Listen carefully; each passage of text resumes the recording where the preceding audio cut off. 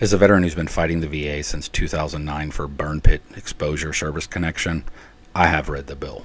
The bill literally directly impacts my life. But I can tell most of the Republicans who are supporting the Senate shooting down this bill either haven't read it or just don't understand it. Republican senators are trying to claim that the PACT Act, which gives health care to veterans exposed to burn pits, has a budgetary gimmick snuck into it by Democrats. And this is a lie. Even all the veteran service organizations are coming out and stating that this is a lie.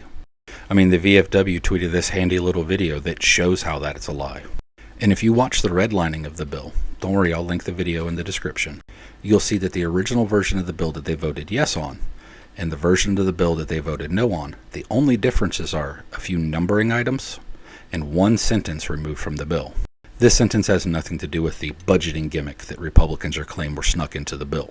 Meaning that Republicans voted yes on the bill with that thing that they're considering a budgetary gimmick being in the bill and then later changed their mind to no.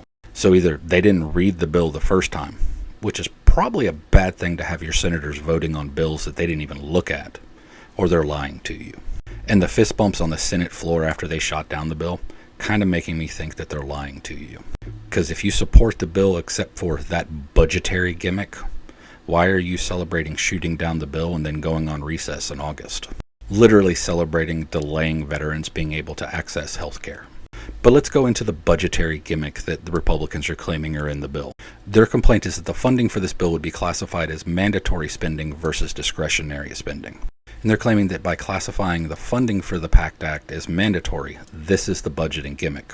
There's two categories of funding and financing in our government, mandatory or discretionary. Classifying a funding as either discretionary or mandatory is not a gimmick. That's literally how our government works. And they're hoping on the Republican voters not knowing the difference between discretionary and mandatory funding. And it's actually pretty simple. Discretionary funding has to be passed every year, while mandatory funding happens regardless.